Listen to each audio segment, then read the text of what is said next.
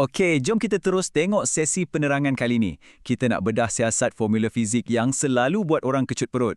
Terutamanya soalan nombor 2 dekat muka surat 174. Dengar sini, kalau selama ni anda rasa fizik ni macam bahasa asing atau rasa macam memang langsung tak boleh masuk dalam kepala, jangan risau. Kita akan rungkai benda ni satu persatu sampai betul-betul melekat dalam otak. Kalis gagal orang kata. Jadi, ini peta perjalanan kita hari ini. Pertama, beza jarak dan sesaran. Kedua, jom kira laju. Ketiga, laju purata tu apa benda sebenarnya? Keempat, rahsia hal laju. Kelima, makin laju. Dan akhir sekali kita tutup dengan rumusan formula super senang. Kita terus masuk ke bahagian pertama, beza jarak dan sesaran. Ini asas yang paling utama. Sebelum sentuh apa-apa formula, kita wajib faham beza dua perkataan ni. Bayangkan anda nak jalan kaki pergi kedai runcit kat depan sana. Jarak ni ibarat laluan bengkang-bengkok yang anda terpaksa lalui. Nak kena elak kereta, nak kena pusing lorong tepi taman.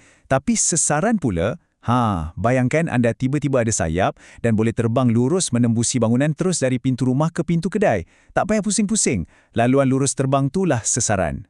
Biar saya bagi contoh nombor supaya lagi jelas. Katakanlah Ali jalan kaki 4 meter ke depan, lepas tu dia belok dan jalan lagi 3 meter. Jarak yang dia jalan kaki tu 4+3, jadilah 7 meter. Tapi sesaran dia, kalau dia boleh potong jalan secara lurus macam terbang tu, cuma 5 meter je. Nampak tak beza ketara dia kat situ? Mantap. Sekarang kita gerak ke bahagian 2 pula. Jom kira laju untuk kita mula jawab soalan 2A. Dalam buku teks, laju ni dipanggil kadar perubahan jarak. Dengar macam ayat saintis berkerut dahi kan? Tapi nak faham dia senang je. Ia cuma bermaksud berapa jauh tanah yang anda dah pijak ikut laluan bengkang-bengkok tadi dalam masa beberapa saat. Tu je.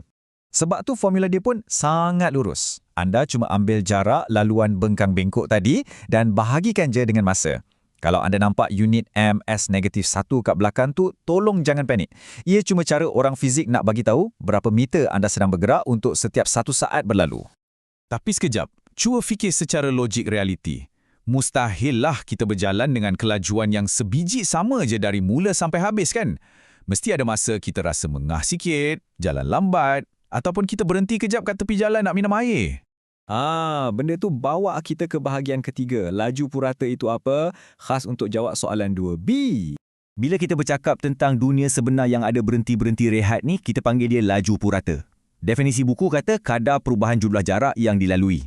Senang cerita macam ni. Tolak tepi segala tempat anda berhenti tu, kita tak nak tahu. Kita cuma nak tengok gambaran besar keseluruhan perjalanan je. Formula dia, kita cuma tambah perkataan jumlah.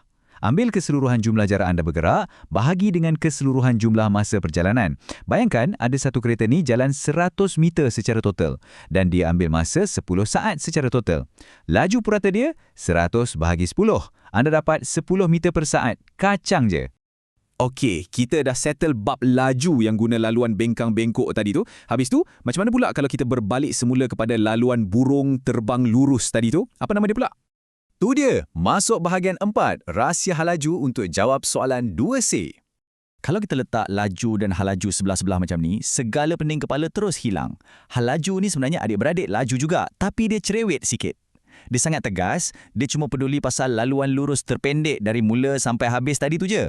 Ya, kita fokus pada sesaran. Buku teks akan sebut hal laju ni kadar perubahan sesaran. Ayat skema ni sebenarnya nak tanya satu benda yang simple sangat. Berapa laju sebenarnya anda terbang melintasi laluan lurus macam burung tadi? Jadi, untuk sapu bersih soalan 2C ni sambil lewa, anda ambil nilai sesaran laluan lurus tu, lepas tu bahagikan je dengan masa. Unit dia tak payah nak pening-pening tukar. Kekal je pakai unit meter per saat yang sama 100% tu. Cuba bayangkan kawan kita Sam, tengah kayuh basikal ikut satu jalan yang tegak lurus sejauh 8 meter. Dia ambil masa 5 saat. Hal laju dia, 8 bahagi 5. Anda tekan je kalkulator, pap, dapat 1.6 meter per saat. Dah, siap jawapan untuk 2C. Sekarang kita tinggal satu je lagi bongkah teka-teki terakhir. Apa jadi kalau anda tengah bawa kereta, lepas tu anda tiba-tiba tekan pedal minyak? Hal laju anda dah tak statik kan? Anda makin melaju. Bahagian 5, makin laju. Atau nama rasmi dia, pecutan. Pecutan ni mengikut skema buku adalah kadar perubahan hal laju. Maksud santai dia macam ni je. Cuba bayangkan jarum meter kelajuan kat dashboard kereta tu. Berapa cepat jarum tu naik mendaki angka? Makin cepat jarum tu naik, makin tinggilah pecutan dia. Nak kira dia logik je. Anda ambil halaju akhir, masa anda dah laju tu, tolak dengan halaju awal, masa mula-mula tadi, dan bahagikan dengan masa. Untuk unit meter per saat -2 yang nampak alien sangat tu, dia cuma nak bagi tahu kita berapa meter per saat kelajuan tambahan yang kereta anda kumpul untuk setiap kali satu saat tu berlalu. Akhir sekali, bahagian 6. Rumusan formula super senang. Okey, cuba tenung balik jadual rumus dari muka surat 174 ni. Jadual yang mungkin buat anda seriau berpeluh 10 minit lepas. Sekarang ni, bila anda tengok balik, anda dah tahu dengan terperinci apa benda setiap baris dimaksudkan. Ia sekadar jarak laluan bengkang bengkok biasa atau jarak laluan lurus terbang yang kemudiannya dibahagikan dengan jam yang tengah berdetik. Tu je rahsia besar dia. Tahniah, anda baru je tapas soalan nombor 2 tanpa ada masalah. So, lepas dah berjaya kuasai gerakan linear dengan begitu mudah hari ini, konsep fizik menakutkan mana pula yang anda rasa tak sabar nak rungkai lepas ni? Ingat tau, guna je konsep bina asas perlahan-lahan macam yang kita buat hari ini, dan percayalah, tak ada satu pun topik fizik dalam dunia ni yang terlalu susah untuk difahami. Teruskan semangat tu, dan kita jumpa di sesi penerangan seterusnya.